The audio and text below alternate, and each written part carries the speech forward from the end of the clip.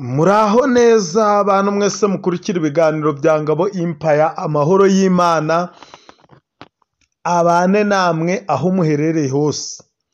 Mwiyumvemo ikaze, turabakunda kandi nizeye ko ibiganiro byacu bibanyura.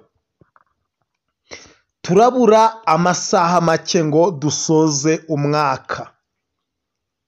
Wowe rero wumva bitameze neza ihangane, wowe wumva bimeze neza nawe ushima Imana, wowe bitameze neza nawe ejo bizagenda neza, nawe bimeze neza ukomeze ushime Imana. Wowe wakoze subscribe turagushimiye, wowe utari wayikora yikore kugira ngo ibiganiro byacu bikugereho ari byinshi. Rero ikiganiro nje kubaha muri aya masaha, ndagira ngo abagore muce inyuma abagabo banyu. Agahuru k'imbwa kahiye. Mbabwije ukuri ko uyu mwaka wa 2025 dutangiye, ngiye guha imiti abagabo banyu nari narayibimye yo kugira ngo nimujya murabaca inyuma mujye murafatwa, mube akabarore abantu bababone babashungere. Namwe mwabagabo mwe mugenda mugaca inyuma y'abagore banyu, mbabwije ukuri ko abagore banyu barababandegeye, amarira birirwa barira. Nta banga ngiye kubagirira, namwe mugiye gufatwa, mugiye kuba akabarore, ibintu byanyu bigiye kujya hanze nk'ibyo kwa Sabe wavunitse. Icyo nicyo kiganiro ngiye kubakorera muri aka kanya kugira ngo mumenye yuko amazi atakiri yayandi yo muri 2024, ahubwo ko duhinduye umuvuno umwe mubi ukubita ukarambika 2025.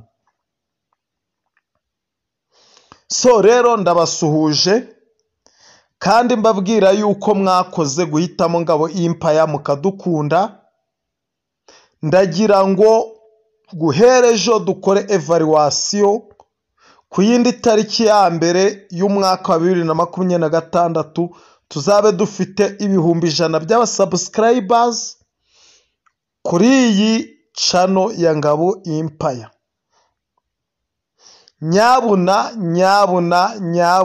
Nyabuna ndabinginze mukore share, muterezo za like, mushiraho n'ibitekerezo byanyu kugira ngo tumenye ibyo tubakorera ibyo ari byo, kandi n'itangazamakuru ryacu, uru rubuga rwacu rukure rube runini.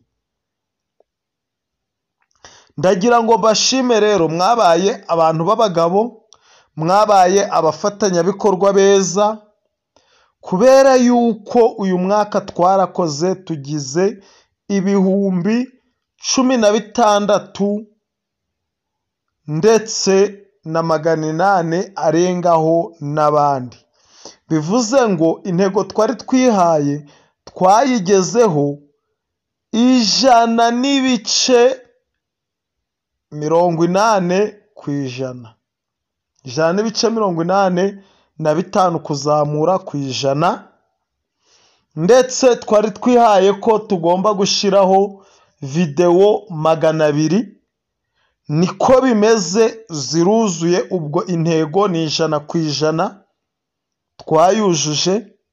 Ndagira ngo wowe wabidufashijemo wikomere amashi, uri umuntu w'umugabo. Ikindi, twagerageje guha serivisi z'abantu badusabaga ibyo badusabaga. Muri serivisi zose badusabye, serivisi zitageze ku ntego ni 2. Intego mvuga si uko tutazikoze ngo zigere aho zigomba kugera, ahubwo nk'uko abantu bashobora kwivuza cyangwa se bagakenera n'ubundi bufasha wenda ugasanga umuti bahawe ntabwo ubafashije, bigasaba ko bahindurirwa undi. Ni abantu babiri, harimo umwe wo mu Mutara n'umwe wo muri Nyabihu. Abandi bose byarakunze, bivuze ngo twesheje umuhigo ku kigero cya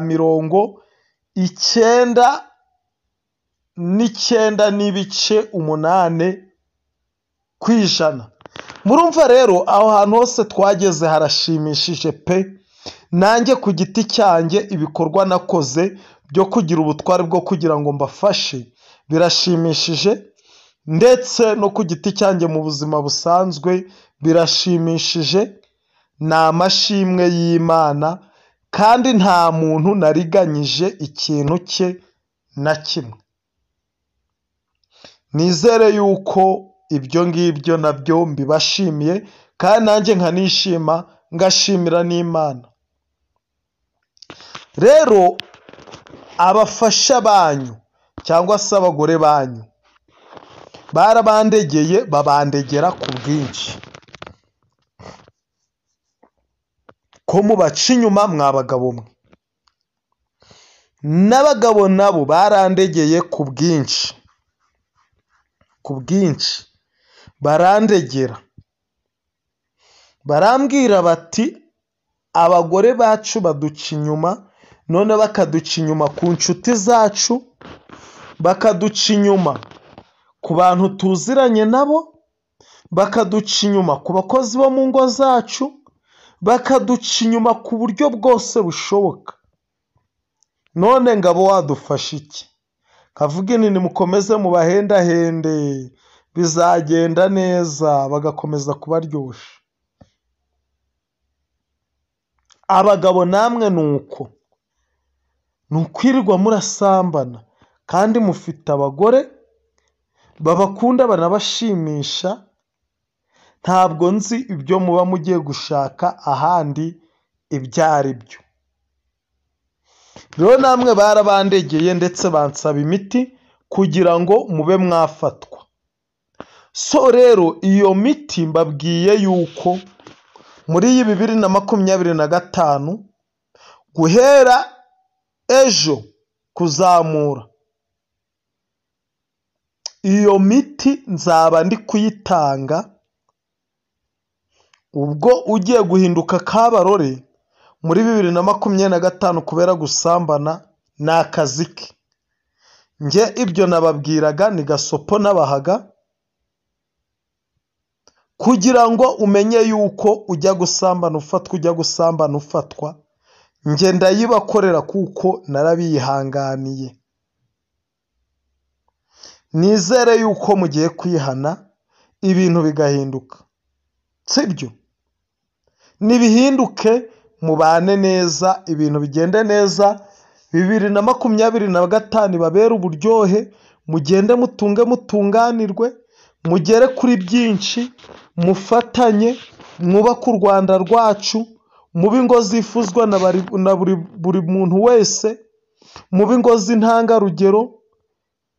Mbese mugende mube ba mutima w'urugo, namwe bagabo mufasha abagore banyu kugira ngo ibyo babigereho, sibyo? Mbahaye gasopo ni rengarenga, urengaho nkumena, urengaho ubwo uhita ufatwa n'akazi kawe. Nta byo kuvuga ngo uzaza badutera injuga, ngo urabona ngo uyu muntu ngo ni umuyobozi cyangwa se niki, ngo arakomeye, ngo none ngo reka daseba, ngafite amakampani, ngo kampani ze zidahirima. Ndakubwiye ngo ngabo Empire ije kubashira ku karubanda, mwaba sambanye mwe, igiye kubatereka ku karubanda. Iyo miti nemeye ko ngomba kuyitanga.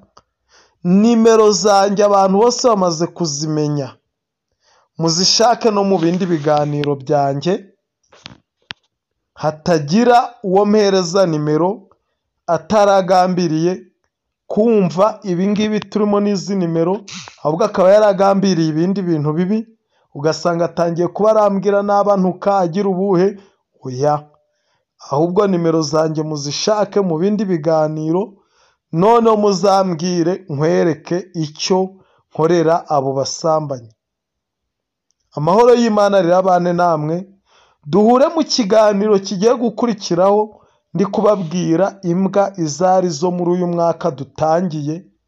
Imbwa ni buri muntu wese ufite icyo afite akaba ataha umubyeyi we cyangwa bene nyina. Mubyumvise neza? Nizo mbwa ubu ababyeyi banyu bagiye kuburara, bagiye kugira gute, ni ikibazo. Ariko mbabwire ngo wowe umeze gutyo ufite nyoko ugiye kuburara, siko ugiye kuburara, uraho ufite amafaranga bene nyoko bagiye kuburara. Ndakubwije ukuri ko ari weho mbwa ya 2025. Amahoro y'Imana rero abane namwe, mukomeze mukore subscribe, share, like na comment, ibiganiro byacu bikomeze kubageraho ku gihe. Turabakunda kandi intego twababwiye tuzazigereho dufatanyije. Amahoro y'Imana rero abane namwe.